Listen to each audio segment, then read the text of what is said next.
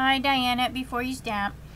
And if you've been over to All Things Tim blog, I think it's at Yahoo, it's a group, there was all this excitement about Ingrid Dijkers, I can't pronounce her name, doing her Through the Rabbit Hole tunnel books. And she's a very popular lady, and she's got some classes going on throughout the States, but it's really hard to get into her classes. She does not sell the books. You can only get the kit if you purchase her tickets for her class. Well, Inge, I think her name is Inge from All Things Tim. She's at Pinky. I have the information here, but I'll put it down below on my website for the links.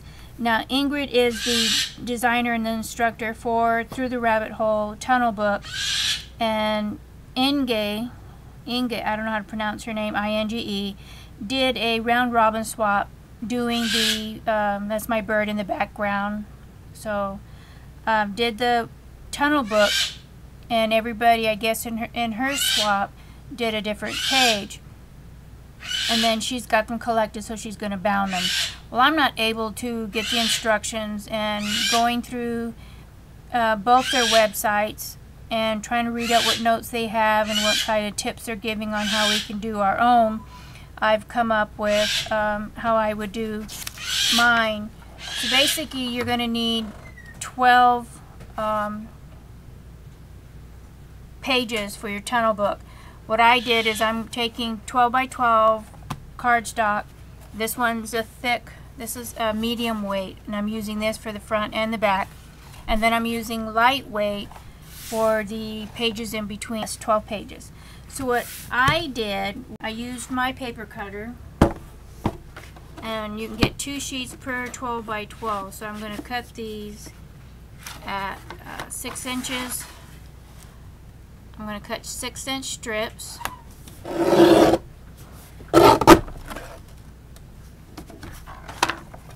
that leaves you about an inch left over after you get your 2 pages. Then you want to cut them 7 inches long. So you want a 6 by 7 piece of chipboard.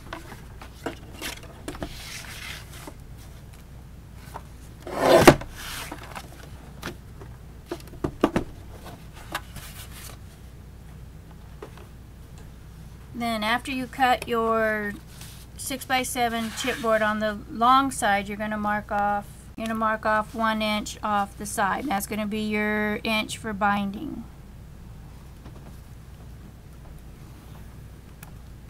And these are going to get all covered up, so you don't need to worry about all the pencil marks, because you are going to draw a bunch of pencil marks on here. So there's your 6 by 7, 2 sheets off of 112 by 12 chipboard.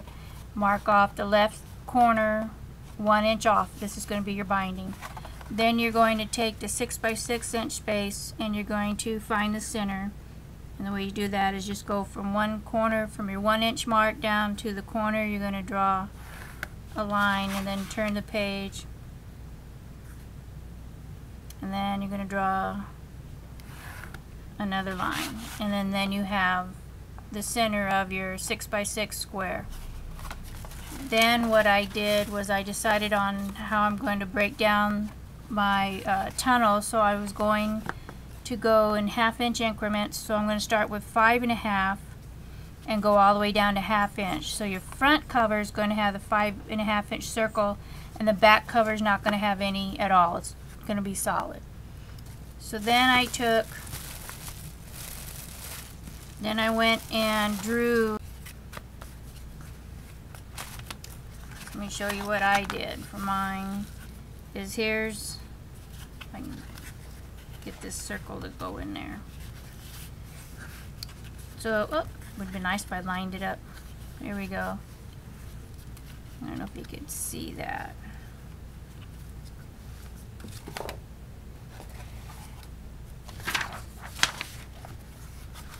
Okay, so there's my, trying to stay within then the first page is your 5.5 inch.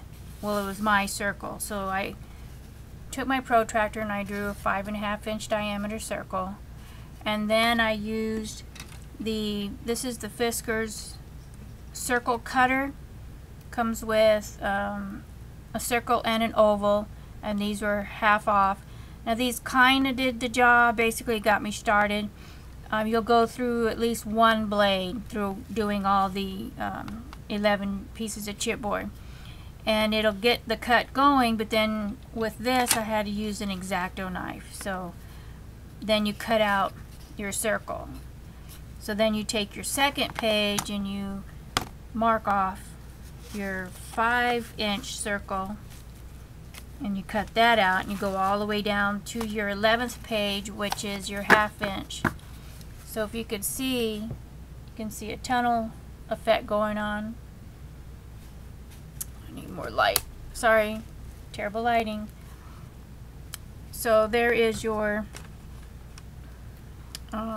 circles. So this is the start of our tunnel book, or my tunnel book, and you can tell this not cut perfectly straight, but I'm not good with an X-Acto knife, and I don't have a Cricut machine or anything else to cut these out. So this is your 5.5 5, 4.5 4, 3.5 3, 2.5 2, 1.5 1, and then your 1/2 inch circle. And on all of these, before I even cut the circles out, I went ahead and wrote what size circle in case I got sidetracked. So each one has a number on it. And then I numbered the pages 1 through 12. So 1 is your first 5.5, and then you're going to go on down. 12, you're not going to do nothing, even though I do have the X marked off in the center. So the next thing to do is, this will probably take a couple of videos, but this is just to get going, what I want to do is edge all around the edges, because I'm not going to fold it using the turn and tuck method. I'm just going to cover all the edges with some ink. I'm going to ink it or use acrylic paint, and then decide what, I've already picked out my papers, and then start covering it. But then I need to decide what theme I want to use and what story I want to tell, and then go from there. So this is what I did to get started. Again, if you want to take a look at Ingrid's Through the Rabbit Hole, see if I can get this up here. I'll go ahead and put the link, and then look for Through the Rabbit Hole. Did an awesome job. It's just fantastic. It's just great. I don't think I could ever do anything measure up to that. Then Inge at web.me.com, at Pinke, it's P-I-N-K-E, blog.html, and she did the round robin tunnel book, and all the ladies that were involved in that did an awesome job. If you decide to do this book and follow along with me, please give credit to both these ladies, especially Ingrid, who is the designer and instructor of the Through the Rabbit Hole. Please mention somewhere on there, give them credit for that. So thanks for watching. Have a great evening, and God bless.